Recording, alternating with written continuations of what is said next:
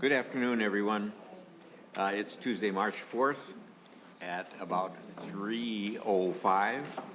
And I call this meeting of the Senate Elections Committee to order. There are two items on the agenda today, and we have a quorum. The first item is Senate File 1430 from Senator Westlin. This prohibits economic reprisals for refusing to communicate with election officials. Senator Westlin. Thank you, Mr. Chair and members. I'm offering this bill today, Senate File 1854. This is a bipartisan bill, and I'm grateful for Senator Barr and Senator Lucero both to be co-authors on this bill. I would say that the purpose of this bill is basically to provide that employers, individuals or associations cannot impose reprisals on an employee or a contractor for their refusal to lobby on behalf of the company. And as we know, this is nothing new. Employers have been pushing employees and contractors to lobby in favor of the company. That has been happening. But with the evolution of technology, we now have the ability, sometimes employees or contractors may be using a company app or other resource, and we want to make sure that employees and contractors are not required to participate in lobbying activities as a condition of their employment. So what this bill does is it updates Minnesota law, again, to protect Minnesota from coercive lobbying, basically. This bill prohibits individuals or an association from terminating employment based on one's refusal to communicate with a public or local official regarding legislative or official action. It is a fairly straightforward bill, and at the end of the day, the choice of somebody to contact their elected officials regarding an issue really should be personal for them. It should be voluntary and not a condition of employment, and it certainly should not be a cause of termination if an employee or contractor refuses to lobby on behalf of the company. So that is the bill in a nutshell, Mr. Chair, and I am happy. I do not have any testifiers today. It's just me. So I'm happy to answer any questions. Thank you, Senator Westlin. Do we have any questions from the members? Senator Cran. Thank you, Senator. Thank you, Mr. Chair. Senator Westlin, I understand Senator Barr and Lucero signed on, but has it? I just haven't seen this scenario happen anywhere. I honestly haven't. And so, can you tell me a scenario somebody's brought to you that caused you to pursue this bill? I just haven't. I honestly haven't seen it. So there have actually there have been surveys of employees, and somewhere around 20% of employees have reported that they have been required to engage in, like, we want you to send this to your legislator. So, I mean, it is happening. And I think more and more, especially we're looking at gig economy and things that are app related or of that nature, it's a lot easier to try to coerce employees to do this. So it is actually a problem.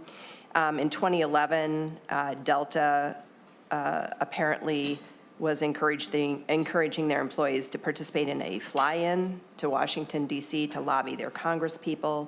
UPS and other companies have a history of holding town halls where employees are encouraged to contact their local representatives.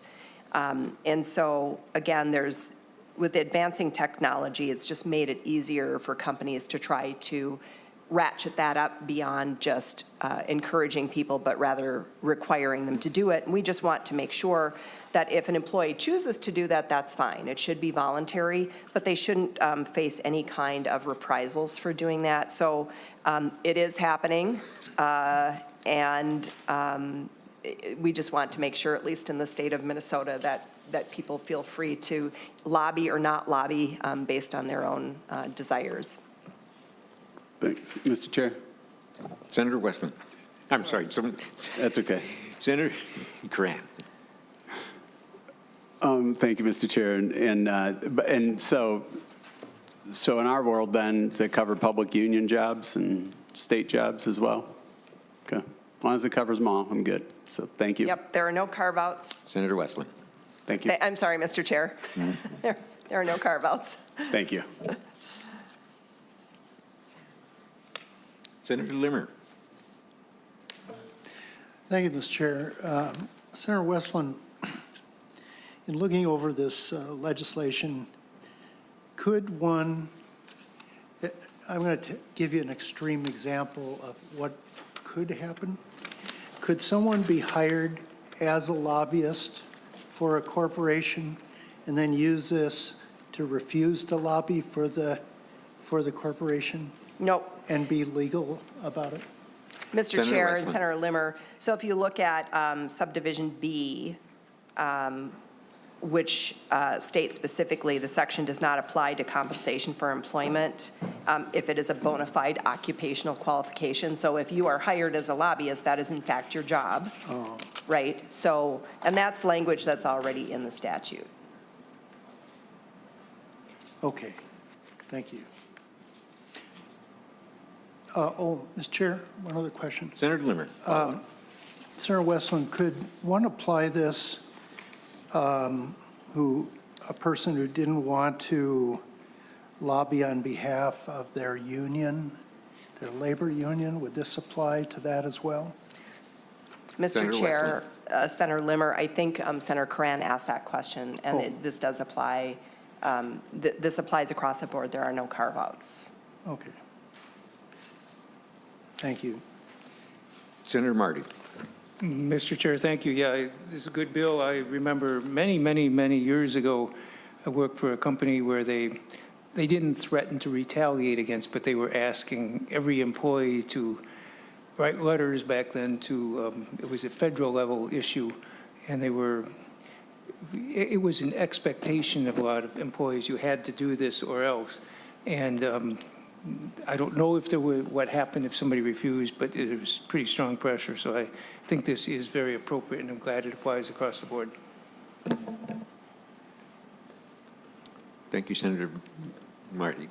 Any other questions or conversation?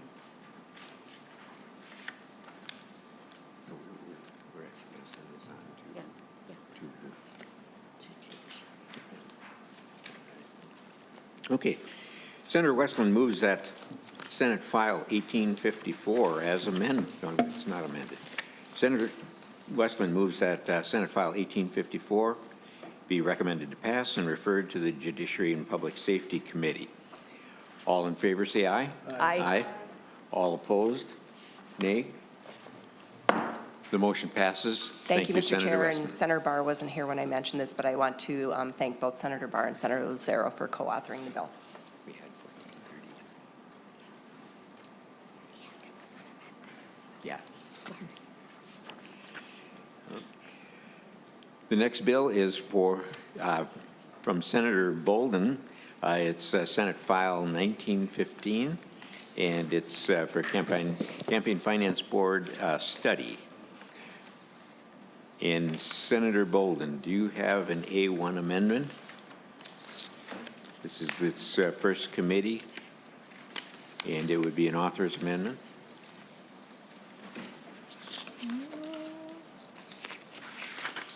Yes, Mr. Chair, I don't have the amendment in front of me, but yes, it is an author's amendment. Okay. So this is an author's amendment. Senator Boldon wants it to get the bill into the shape she would like. So all in favor, say aye. Aye. All opposed, nay. The motion is granted. Senator Boldon, continue with your amended bill. Thank you, Mr. Chair. Thank you, committee members. Just of note, the amendment was simply to add an effectiveness date to allow, if it were to pass, to allow the Campaign Finance Board to get started on this work right away.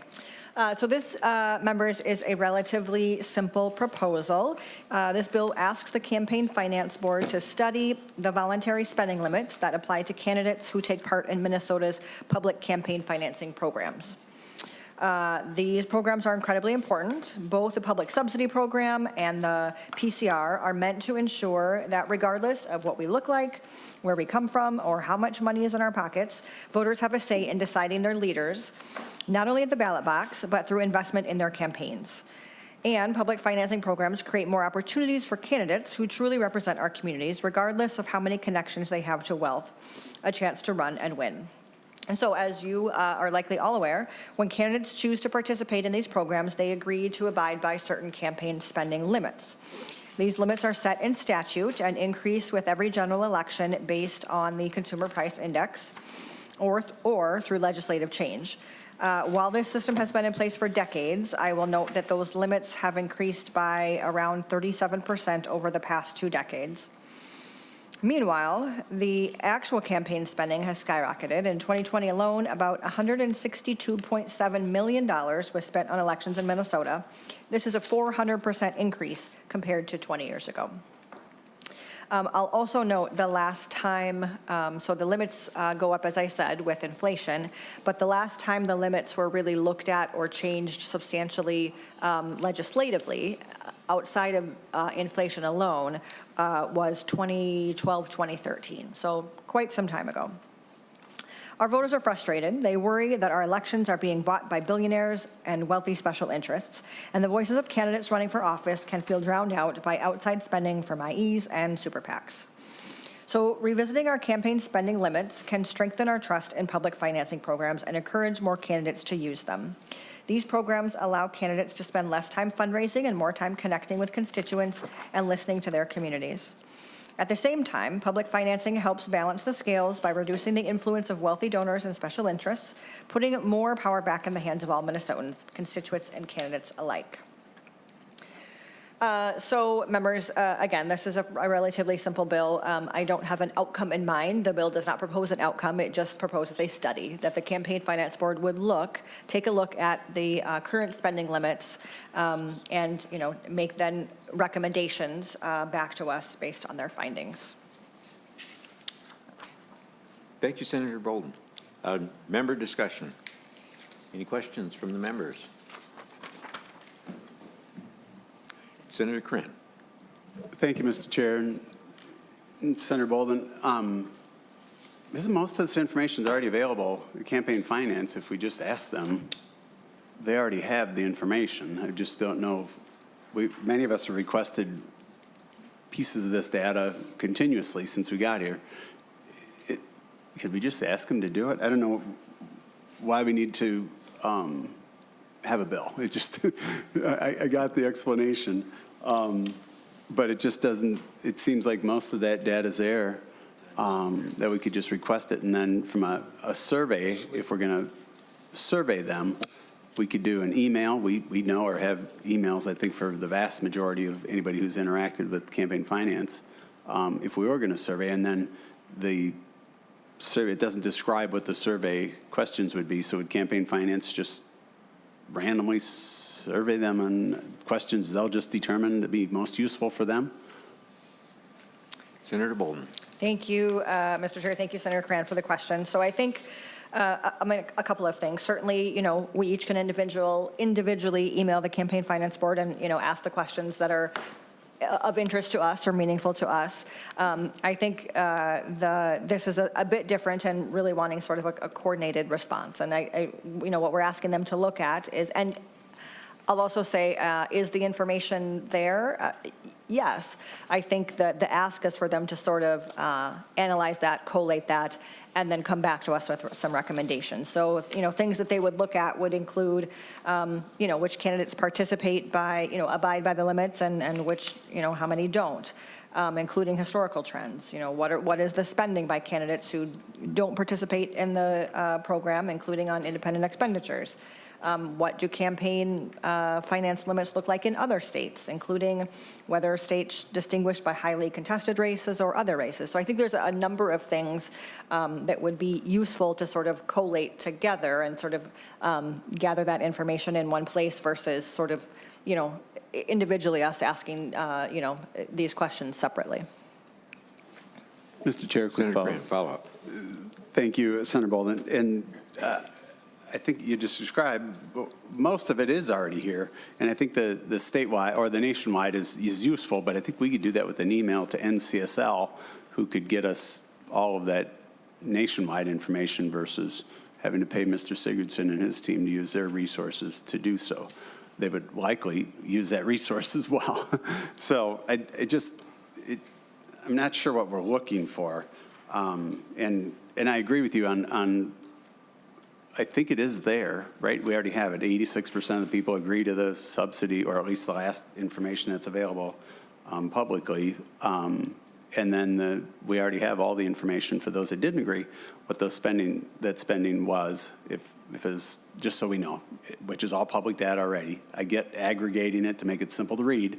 I also like that. But comprehensively, we have to consider all of those things, right? To check off what feeds into the subsidy, not just the base, but the utilization. People don't participate in those things.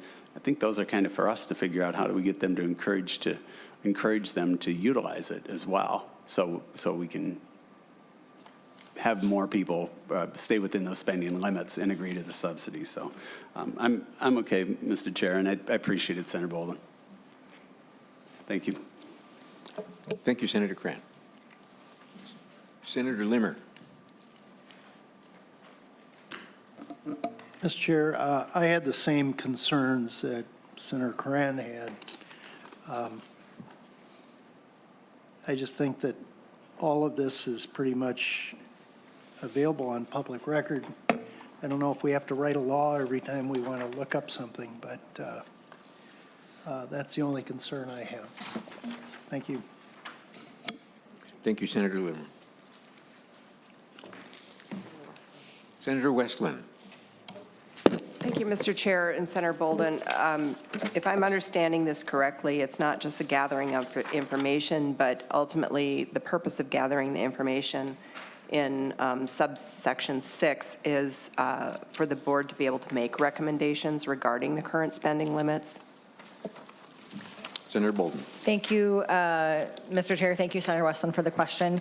Yes, and I think, again, I would say, there is much of this information is out there in different places. I think the ask and the desire and the, of the Campaign Finance Board to sort of collate, analyze, pull that information together and dig a little deeper and then come back to us with recommendations. Again, these spending limits have not been changed legislatively for many years.